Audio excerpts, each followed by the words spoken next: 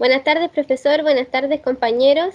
Hoy, junto a mis compañeros Jan Alcaíno, Cristian Cáceres, Juan Irribarren, Juan Leighton y quien les habla, Paz Araya, vamos a hablar sobre los cambios en el suelo cercano al río Teno.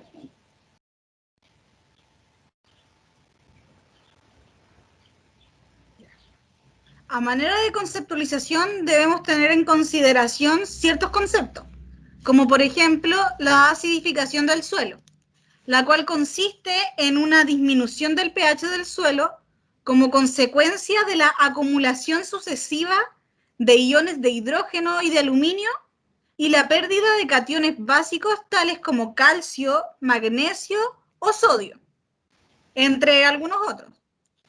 Básicamente lo que sucede es que el pH del suelo disminuye, dificultando el crecimiento de las raíces de las plantas. Otro concepto a tener en consideración es intervención, que generalmente se emplea para dar cuenta de la interposición de una autoridad en algún área o institución que demanda por fuerza mayor un orden. En este contexto específico lo vamos a entender como la intervención humana que se da sobre el río en cuestión. Bueno, ¿y el río Teno? ¿Qué es? ¿Dónde está? Bueno, el río está ubicado, primero que todo, en nuestro país, Chile, en la región del Maule.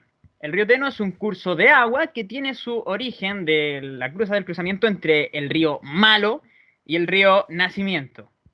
Ya hablando más de la ubicación exactamente, en ese mapa tan hermoso que está ahí, haciendo uso de una lupita, podemos ver que el río Teno gira hacia el sudoeste hasta encontrarse con el río Lontué, a unos 10 kilómetros más o menos al oeste de Curicó, cerca de la localidad de Sagrada Familia, formando así después el que se conoce como el río Mataquito.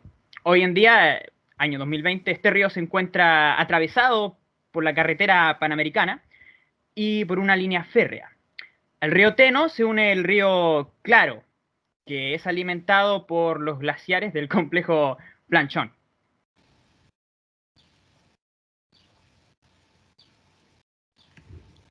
El conflicto se presenta debido a los cambios que han ocurrido con este río desde la antigüedad hasta la actualidad.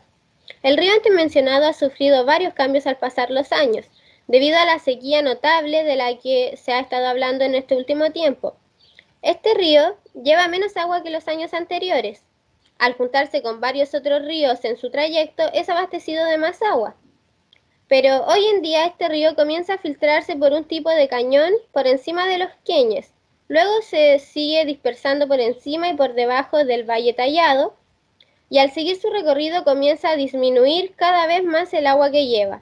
Luego pasa por un montón de cataratas de 500 metros de longitud. Más adelante, este mismo choca y se mezcla con el río Claro y su volumen aumenta el doble.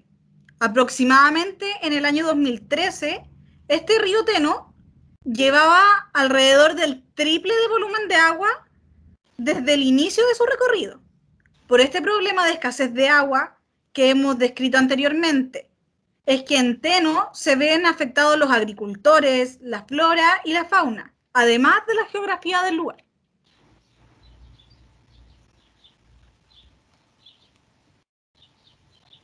Existen varias variantes y factores que generan cambios en el agua del río. A pesar de lo antes dicho, durante el año la cantidad de agua del río va variando, dependiendo de los niveles de agua del río. Desde la calma puede ir hasta la furia. Todo depende de la temporada en la que estemos y de la precipitación que se dé en el área. El río Teno sigue la temporada de noviembre a marzo típica de la mayoría de los ríos de Chile. Entre más precipitaciones existan, más agua llevará el río. En lo largo de este río se encuentran muchas rocas grandes y pequeñas de las cuales años atrás no se sabía, ya que el agua las tapaba por completo. Dichas rocas, al igual que el suelo, sufren fuertes cambios debido a la erosión que provoca la mezcla del viento con el agua del río.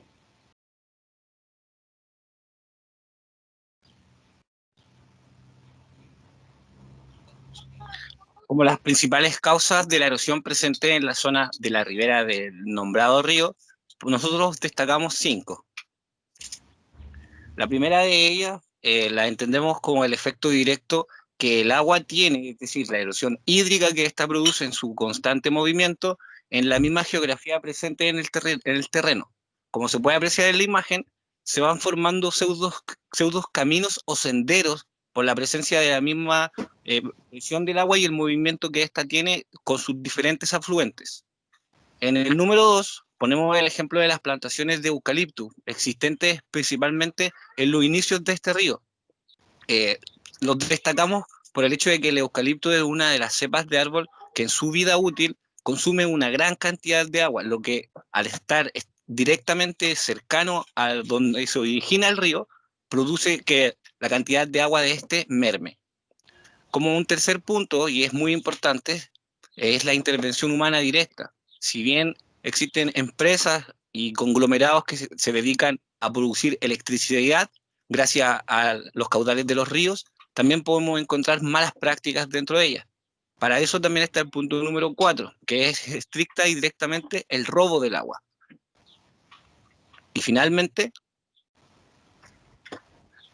la presencia o el riesgo que representan para todo este gran recurso de diversidad de fauna y flora, y no solo del agua, en este sector específicamente, y aquí presentamos 2 entidades que nos hablan acerca de todo el tema que hay detrás, que es muy contextual, es muy vigente, y podríamos pasar mucho tiempo hablando acerca de este. Pero si quieren más información, aquí yo les presento uno de los grupos más conocidos, que es los queñes sin represa. Como efectos directos de esta erosión que se produce directamente en el terreno, podemos encontrar y destacar lo siguiente. En primera instancia, y algo de suma importancia incluso a nivel nacional, y es la pérdida de los humedales, que son principalmente lugares donde hay cierta cantidad de agua, donde se produce fango y hay una muy grande y diversa presencia de distintas especies que mantienen un ambiente determinado. Al desaparecer estos humedales, esas especies pierden parte de este terreno, lo que va empobreciendo la flora presente y obviamente la fauna de este sector. El punto número 2 es el empobrecimiento del suelo, principalmente con las malas prácticas que se aplican para favorecer un monopolio comercial, pero no defender así el punto de vista del cuidado del medio ambiente. Y en el punto número 3 es el riesgo y la dificultad que hoy en día enfrentan en Chile y principalmente en esta región que es en gran parte una productora agrícola, con las dificultades de poder tener acceso al agua para los riegos de dichas producciones.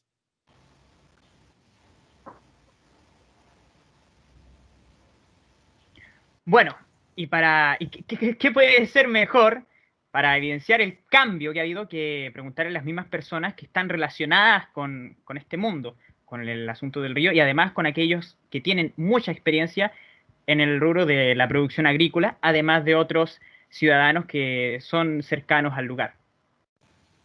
Por favor, que continúe la diapositiva. Muchas gracias. Una de las primeras preguntas principales, porque decidí escoger centrarme en estas para explicarles a ustedes, es la de cómo se recuerda el río, tanto para la gente con más experiencia y para aquellos que son más jóvenes. Respecto a esto, se recuerda al río como, con su ribera y su caudal, como algo que podría parecer ficción, comparándola con la de hoy en día, que era muchísimo mayor que hoy. Y los jóvenes, en este poco tiempo, también se han dado cuenta de eso y los cambios que ha tenido. Muchas actividades simplemente de ocio o por ir a pasear ya no se pueden hacer como antes.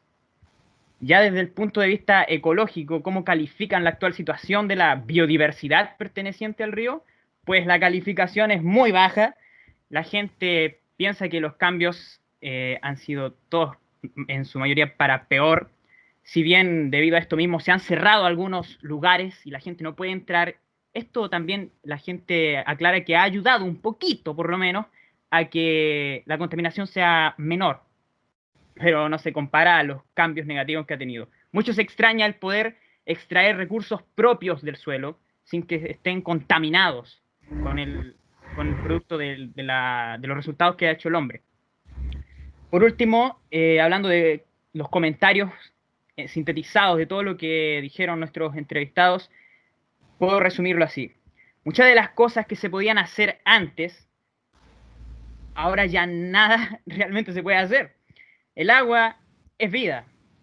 El agua brinda vida. No se puede olvidar que sin ella nunca más nada será igual. Puede continuar.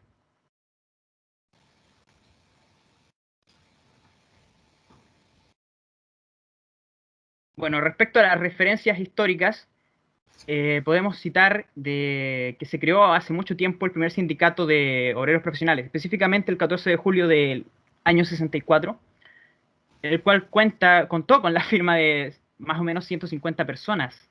Es destacable que después de tanto tiempo, actualmente queden alrededor de 8 personas haciendo esta labor.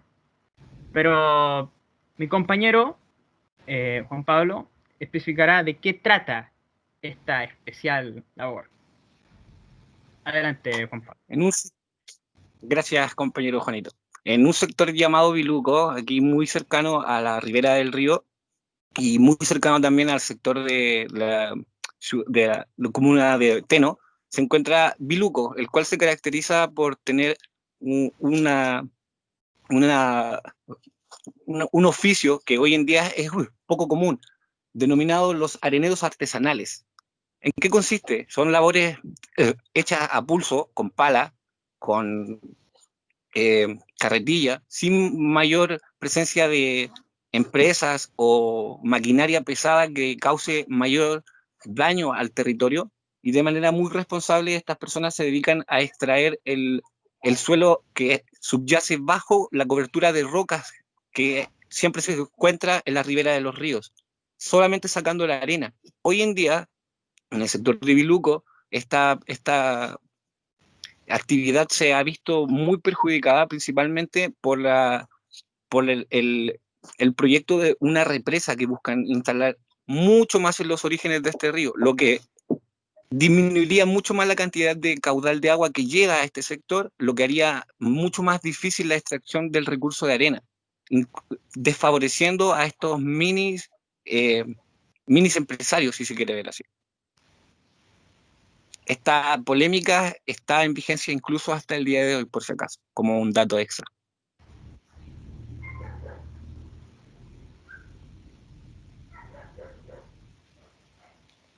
Bueno, para concluir, podemos decir que los cambios en el río, los cambios que ha presentado hasta la actualidad, han ido empeorando de forma ambiental y geográfica a la comuna de Teno y a la flora, fauna y personas que viven y trabajan en ese lugar. Eran, como dije en mi parte anteriormente de las entrevistas, muchas personas, generaciones y generaciones se han dado cuenta del cambio drástico que ha sufrido el ambiente, y lamentablemente muchas son las actividades que ya no se pueden realizar, las cosas naturalmente, todo cada vez es más artificial y se pierde el equilibrio. Si bien la erosión es un tema que preocupa y principalmente a nosotros en la posición en la que tenemos el país, donde la costa y el agua es uno de los elementos que más nos acompaña, principalmente en este río, la erosión que provoca directamente el río no es tanta, es más que nada hoy en día los diversos factores de los cuales hemos expuesto y hablado, principalmente la acción humana en pos de buscar mejoras tecnológicas o buscar mejoras industriales, pero que desconocen los impactos a corto y largo plazo que tienen en el ambiente en el cual estamos.